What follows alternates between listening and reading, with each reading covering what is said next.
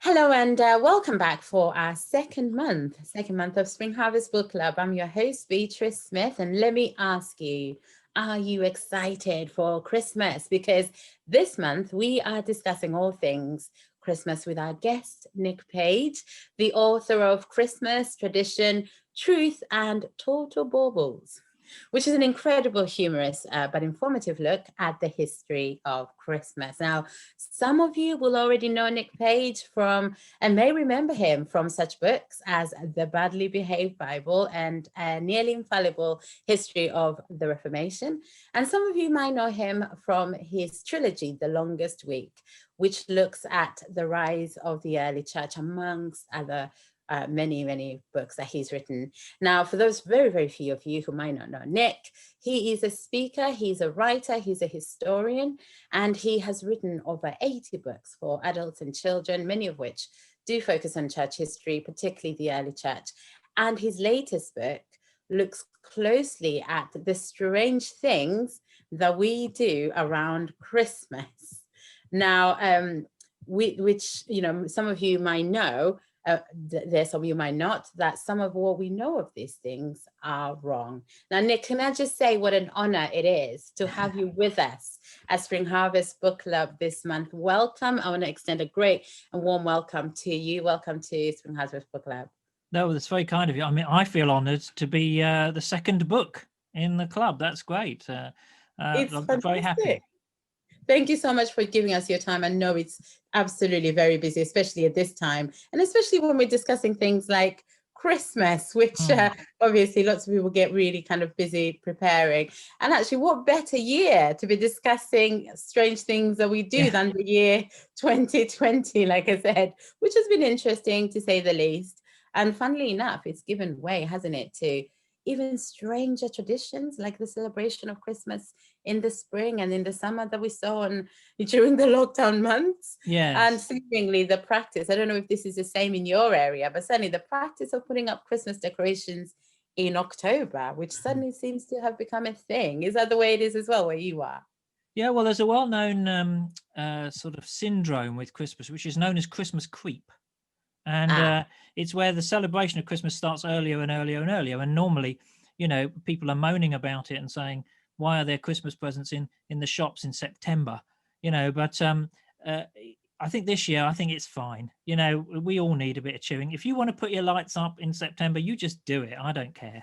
It's great. Oh gosh, we've made the most of that in our house. I mean, I've always loved Christmas.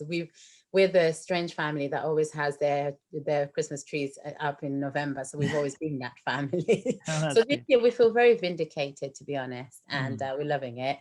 But actually, one of the things that we want to look at is what you've written in this incredible book. I've really loved it. I've loved going through with my family. I think it's incredibly humorous, so incredible for now, actually, as we're kind of even talking about the changes that we're seeing around Christmas. But one of the things that I want to ask you really is, you know, why is Christmas the way that it is? How have we gotten from the birth of Jesus to this big old man in a red suit, this Yule log, and this obsession that we have with the John Lewis Christmas advert? How has that happened to us? Well, I mean, it is a big story, and I wrote the book really to explore all that, why it happened. And I think, you know, one of the prime reasons why Christmas is so important, because it's not that important in the Christian church historically. You know, I mean, it wasn't even invented as a festival in the church until the 4th century, until about 330, something around that. But one of the reasons I think why it's got such momentum now is simply because of the time of year that it is. So the 12 days of Christmas that we often talk about, for example, they were invented really or declared in about 576 AD, the Council of Tours. So as a Christian council said, right, there's going to be 12 days of feasting between Christmas and New Year. And the reason for that is, well, there's nothing else to do. You know, if you're a medieval peasant, what else are you going to do? You can't plow the fields. The ground's too hard. You can't sow anything. It's going to die. There's nothing to harvest except sprouts. And who wants to eat those in their right mind? I mean, come on. And so, you know, I think that's part of the reason why it occupies such a place in people's hearts, is because it is in the darkest time of the year. Sure. And it is all about hope and life and peace and joy and all the good things. So of course it's going to gain momentum. Add to that, industrialization, commercialization, and you've got an unstoppable monster. Right. And you mentioned this lots, and you kind of look at, I guess, some of these baubles that we've put on our metaphorical Christmas tree, and some of which are incredibly accurate, and a lot of which we've picked up, kind of over time, and maybe just added, in a way, and kind of embellished our traditions. So just maybe could you walk us through a quick history of those, some of the, what you term, atta baubles of Christmas. Well, yeah, I mean, but why I took this approach rather than just tell a straightforward history of Christmas is because I kind of get annoyed at some stuff that isn't true. It's not necessarily an attractive part of my character that I can't just let it ride, but it does happen. I mean, one of the things, and maybe we'll talk about this in a minute, but one of the things was, that you get told, for example, Christmas is a pagan festival, really, and Christians nicked it. Absolutely, we hear that lots. As we go into more secular society, I think more and more people are slightly embarrassed at the fact they're really enjoying a Christian festival, so they'd rather it wasn't a Christian festival. So they seek to tell all this stuff. But actually, also, there's an awful lot of myths told within the church about it as well. There's the classic thing about the stable, for example. The stable is never mentioned in the Bible. We know that Jesus was laid in a manger, but mangers were inside the houses. It's only because of sort of putting Christmas into our culture, where we have stables, that we think there's a stable. There's no donkey mentioned. They get added in later. The three kings aren't three kings. They're magi. We don't know if there were three of them, but they're wise men. They are kind of astrologers, astronomers, stuff. So there's, all this stuff gets added in. And so a lot of Christians, we find ourselves, this time of year, sort of enjoying things, but also slightly sort of feeling slightly guilty because we know it's not quite like that. There weren't three kings, and they certainly didn't come sailing in anywhere, given the fact that Bethlehem is landlocked. And most of all, there was definitely not a little drummer boy who was welcomed with open arms. If you've just had a baby, the last thing you want is someone coming around giving you a drum solo. But so I don't want to kind of undermine that, and I don't want anyone to stand up during a nativity and shout, you've got it all wrong, you unbiblical people. But equally, I think it's good for us to actually read the text. Just to give a little example of that, one of the key things is, for a long time, Christmas has been told as a story of exclusion. In other words, you've got an innkeeper there who says no room, and so Mary and Joseph have to go elsewhere.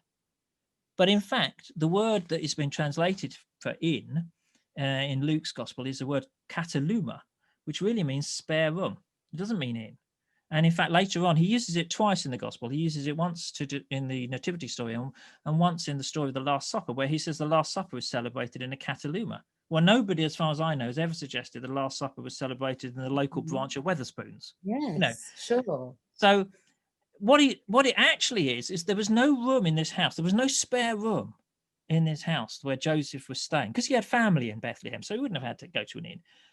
And so they had to put Jesus down in the lower area where they normally brought the animals into.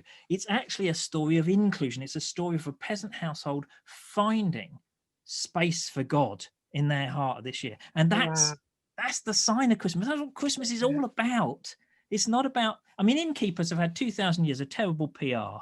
And this year of all year, when they've struggled, we should really go and buy them a drink and say, no, you're all right. Nobody rejected anybody. It was fine. And I love that. I love that idea, actually, that we have, kind of like you said, it's about knowing, no room. And actually, there is lots of the idea that they're finding room where there would otherwise be none, which is actually what we encourage people to do often. Maybe slightly different this year because I see the whole social distancing and ensuring that you've got less people, but actually the whole story and the whole idea of Christmas being all about inclusion. I love that. And I loved reading about that. And I love talking about that with my kids.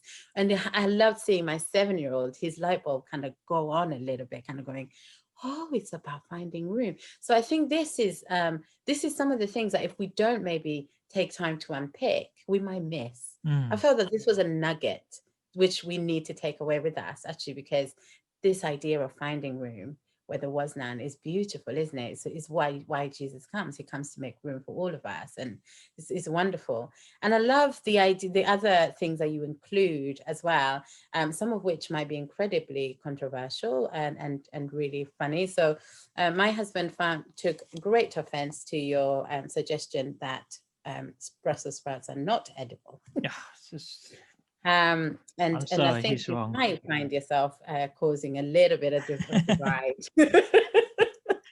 That was just a personal message. I felt I needed to say it.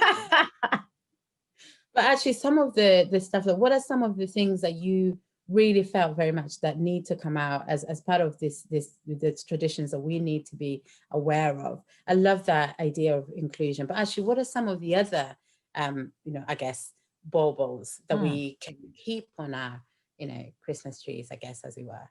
Well, I think one of the things is, as I say, this sort of creeping sort of idea that pagan is really a pagan festival, and that we should we should actually feel a bit dodgy about it. So a lot of churches, for example, have always felt difficult about having a Christmas tree in their church. And the idea that somehow if it looks pagan, it must be pagan. That's one of the things I challenge in the book. Well, as far as we know, for example, with Christmas trees, the earliest mention of Christmas tree comes from about 1419 in Latvia. And it's all bound up actually with Christian celebration. The day before Christmas, what we call Christmas Eve now, the 24th of December, was actually the festival of Adam and Eve in the medieval church. And they would put on plays, religious plays, mystery plays as they're known. And of course, for the play of Adam and Eve, you've got to have a tree. Wow. So a tree was paraded around. Now, what tree are you going to get in North Europe at that time of year? Not going to get an apple tree or a fruit tree. So they were always fir trees with things hung on them, fruit hung on them. Wow. So, and from there grows the tradition of Christmas trees, which actually became known in certain parts of Germany as paradise trees, that they're brought into the house. And it all ties in with the story of Jesus. Because why did Jesus come in terms of the Bible? He came to rectify what happened with the fall. So Christmas trees actually have a very, very rich Christian heritage. It's just that it gets airbrushed out. We feel, there must be something a bit dodgy about that because, didn't the pagans like trees? Well, everybody likes trees. We're humans. Who doesn't like a bit of tree? We all love it. So, I think those kinds of things, I really want people to have more confidence in the Christian roots of Christmas. Which is not to say that it isn't an invented festival. It is. The early church didn't know when Jesus was born, so they had to pick a time for it. And it's also not to say that it doesn't have resonances outside for non-Christians, but I think it is a thoroughly Christian festival. And it's to not, I guess, diminish it and just think, well, actually, maybe we are not to celebrate this, and to actually know the meaning behind it and to celebrate it willingly rather than just throwing things out without questioning and asking.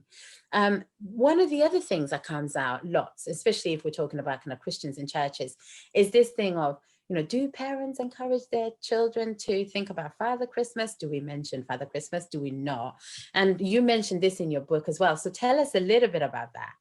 Well, I mean, the story of Christmas is a story of a festival that always is reinventing itself. Yes. And nothing illustrates that better than Santa Claus, Father Christmas, or whatever. Now, as to whether you tell your children about Father Christmas, that's entirely up to you. I wouldn't dream of issuing any kind of instruction on that. But what we do know about Santa Claus is basically, again, Christian roots. Begins with Saint Nicholas, who, as far as anyone knows, and we know hardly anything about him, was a bishop, a local church leader, effectively, in the province of Lycia, which is in ancient Asia, which is Turkey, really, as we call it now.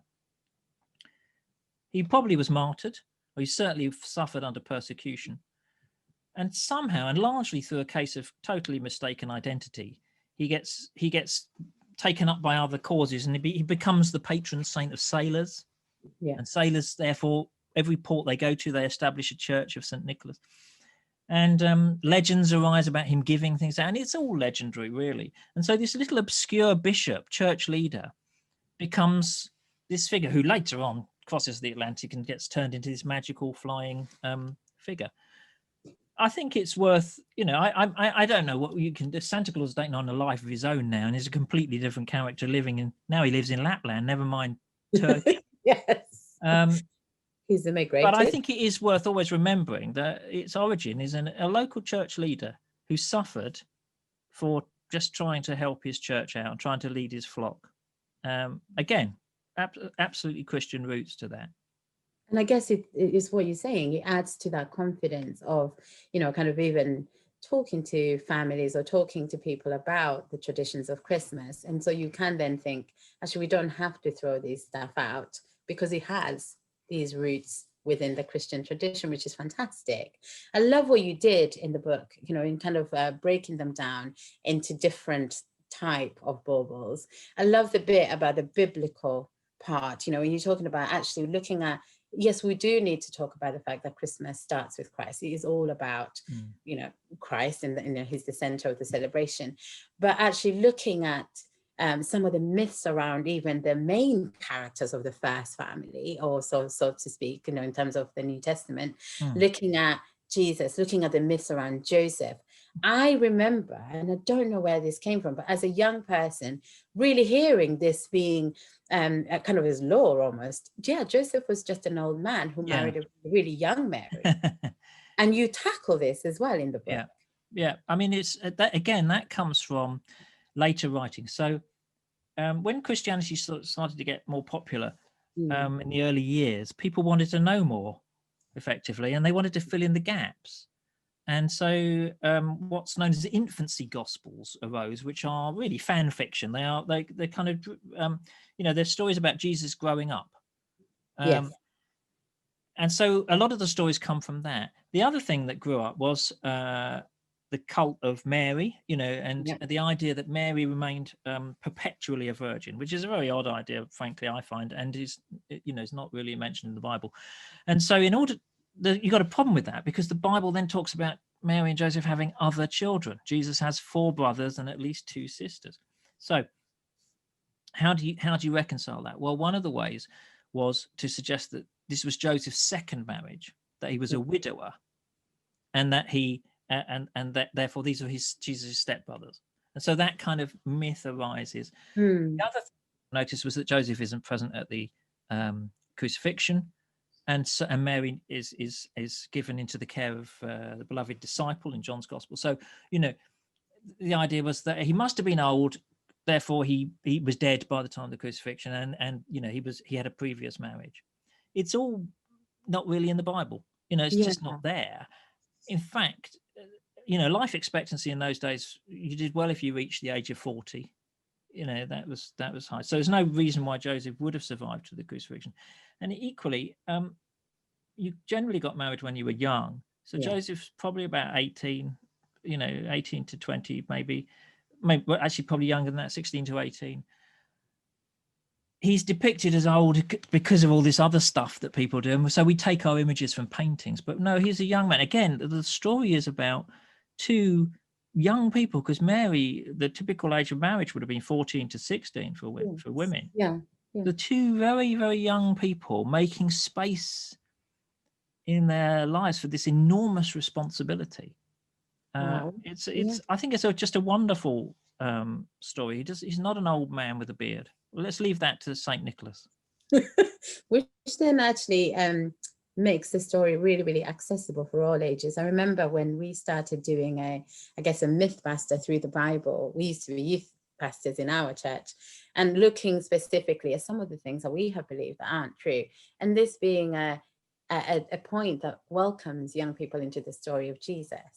And I think if we don't, or if we miss it, again, it's one of those things of trying to ensure that there is inclusion in the story. And this is one of those things that could actually be such a welcoming factor to the fact that these are young people making an incredible sacrifice. Actually, looking at Joseph's sacrifice in accepting that Mary is going to be pregnant with someone who isn't his child, and then taking on that at such a young age. That's beautiful to look at, and how they then navigate through it as young people is so incredibly brave and courageous, isn't it? And then, you know, it's beautiful to kind of think about how they must have, you know, been incredibly obedient to God. So I think it is important to sort of pause and think about that as well as we navigate through the story, which I think sometimes we just maybe, even as adults, think about this and just put it in our own context and forget that. But I was thinking as well about what you mentioned in terms of the Christmas carol services that we obviously this year will be trying to enjoy. I know that some of our some people in the neighborhoods are creating their own this year, that kind of thing, or trying to do it in a different way in 2020. But I loved what you mentioned about the longevity of Christmas carols. Yeah, So yeah, I love that. So tell us yeah. a bit more about that as well. Well, I think again it comes down to sort of confidence. The fact is, a huge amount of Christian traditions that we think are very, you know, long-lived aren't really. They're much more recent. Carols begin, in fact, as sort of dancing and drinking songs. That's the word carol back in the medieval times. And then because Christmas is a time of feasting, they get sort of incorporated and they get Christian sort of lyrics mixed in, and they become about Christmas. But they don't actually become part of church services until the mid-19th century at the earliest. In fact, most in the Anglican Church particularly didn't really sing hymns until quite late on. Nonconformists did, because they understood what the people wanted. They were a bit better at that, and so everybody had a sing song. And so Christmas carols sort of become collected around 1830. The first collections of them start. And really, it's not until much later on they become part of the service. And the first, if we think of the 9 lessons in carols, which is, you know, for many people, the traditional start of Christmas, that's, you know, Christmas Eve and 3 o'clock, we all listen to that. That doesn't begin. The first one of those was 1880 in Truro. And it didn't move to Cambridge, to King's College, Cambridge, until they didn't hold one until 1918. And it's really not until radio comes in, and the first radio broadcast, 1928, that it becomes a Christian tradition. And it becomes a tradition so quickly that by about 30 years later, you can read articles which are saying, and for hundreds of years, they've been doing this in King's College, Cambridge. And they haven't. They only did it in 1918. This is the thing. It's still a great thing to do, isn't it? It doesn't matter. This is the point. It doesn't matter that it's not a centuries old tradition. It's wonderful, and it feels right. So, you know, even when we are warbling on about drummer boys. Oh, with this, yes, and some of these Christmas carols, you do feel as though they've been going on for thousands of years. Yeah. Well, some of them, while you're singing them, you think this has been going on for thousands of years. So the thing that you do emphasize really well, even in kind of one of the things I love about this book is how humorously you take us through a history of Christmas, and you know, you do emphasize really, really well the unashamed parts of Christianity that shouldn't be lost as we go through this, or, you know, shouldn't be discarded really. But actually the commercialization of Christmas can take that away, it can sort of dull how beautiful Christmas is. And what do you have to say about that, and how we are to navigate the ever-increasing commercialization of Christmas? I'm hearing here in Manchester specifically, post-lockdown, some shops are opening 24 hours, which I mean, that's interesting in itself. But this idea of kind of Christmas then increasingly moving away from that original center of Christian, you know, the Christian tradition. Yeah. What do you think about that? Well, I think as a you know, as a parent and as a writer on Christian things, I have a few things to say. I mean, I think firstly, it's a very good thing. It's a very nice thing to give gifts to people we love. It's lovely. So there's absolutely nothing wrong with that. I think secondly, for a lot of small businesses and particularly Christian bookshops and bookshops generally, Christmas is a key time. If they don't sell books at Christmas, we don't have them the rest of the year.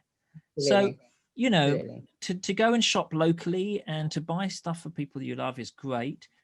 To be driven by sort of envy or feeling that you've got to keep up with people and you've got to spend what everybody else spends, that's not so good. Yes. And, you know, that worries me when people get forced into debt. And I think, you know, I think the whole idea of Christmas presents, again, is a relatively recent thing. And we have to navigate it as best we can. But I don't think in itself it's a bad thing. I think it's really important. But it's really important not to sort of think we've got to spend thousands of Absolutely. pounds in order to make this possible, because Christmas only recently has been in the style that we see it. So Yes. you know, you don't have to do all this. Equally, eating and drinking, well, feasting is part of Christmas going way back, and feasting is good for human beings. You know, it's something we do. We like a party. There's absolutely Yeah. nothing wrong with that, you know. And most of the ancient sort of Jewish festivals that we have incorporated were harvest festivals, and they involve a certain amount of feasting. So that's great. But there's a difference between feasting and overeating, isn't there? And there's a difference No, between enjoying a absolutely. drink and getting absolutely hammered. And again, it's all about, I think, what are the levels for you? What do you really love? And you know, just don't feel guilty about it, but equally maybe don't go overboard. That's what I'd say, I suppose. That's really helpful. And I think what's really interesting, I guess, is like this what you talk about in terms of balance, making sure that in our celebration of Christmas, there is that goodness of kind of ensuring that we are, you know, honoring people by whatever presents we might give or not, but also kind of balancing that with generosity, which I know that then is part of the Christmas tradition, which is fantastic. But I think one of the things that I looked at and loved by kind of going through the book was, you know, as you take us through the traditions of Christmas, whatever they may look like, because they've become universalized, haven't they? Then now you can almost kind of copy and paste and think, this is what Christmas looks like around the world, which is fantastic. I think one of the things is it shows you really what some things we've adopted, some things that aren't quite as they are, but actually what would you say this year specifically, as we are reimagining everything, what should a true Christmas really look like? And I know that's probably a big question. That is a big question. That's a great question. I think it's about inclusion, and I think it's about bringing people in as best we can, and that could be difficult this year. I'm worried this year about the loneliness. Christmas can be a very lonely time for a lot of people at the best of times, and I think it's going to be a real challenge for us as a church to get alongside the lonely people this year, because we're limited the amount of people we can have in our houses, and most of us, that's going to be our family. And so I don't know how best we do that, but I think that's really important. And I think it's great to just make space at Christmas to read the story, you know, read what's in the text, to sort of welcome God into your home. Not that he doesn't need welcoming in, he's there anyway, but you know what I mean, you know, to acknowledge the presence of God. Christmas is all about Emmanuel, God with us, the astonishing story of God being a part of humanity. And I think that's a great thing for us to reflect on. And also it's about light in the darkness. It's about hope in times of hardship. It's about the radical idea that it could be possible to have peace on earth. So the more that we can embody that as Christians, and live it out and express it to people around us, I think the more the Christmas message gets over. And you know, I don't know what traditional Christmas looks like for you. Each family has its own traditions. That's great. We make them all the time. But really, I mean, let's do it intentionally, thoughtfully, and really making space for God. Love that. Wouldn't that be lovely? The idea of peace on earth, especially in 2020. Yeah, wouldn't that be great? That would be fantastic. And I think that the message of Christmas is never much more needed than it is this year. It feels very much like. So what I'd love to do is I'd love to tell people where they can get your book, because I think actually every family should read this, because it's so incredibly informative. If you are anything like our family and love to know and collect facts at Christmas or wow people, it's certainly one for you. But if you could tell us maybe where we can get this book and how we can get it. I mean, there are lots of places. Your high street bookshop should do it. I think Amazon is actually, funnily enough, having problems ironically, it's having problems delivering its own stock to its own warehouse. So this is a great opportunity to go elsewhere. If you go to my website, nickpage.co.uk, and click on the link to the Christmas book, which is there, you'll be able. There's a list of possible places you can get it. Check out your local bookshop. Really, you know, they can get it in for you as well. But there's lots of places: Eden, St Andrews, lots of online Christian sellers as well. And I think it's a really great time, isn't it, this year, to be able to also support independent booksellers. Absolutely, yeah. I really would urge you to do that. Yes, great. And it's so great speaking to you about Christmas. You've got me into kind of thinking and reevaluating some of the things that I have, and to unlearn, which is great actually at this time, because I love a good book. So, and I really appreciate your time this afternoon talking to us about Christmas and getting people thinking about some of the things that they will be talking about at the Christmas table this year. I really appreciate your time here, Nick. And thank you so much for joining us at Spring Harvest Book Club. Well, thank you so much for reading the book and for inviting me. It's been great. God bless you, Nick. So speak to you soon. Thank you. Bye. Bye.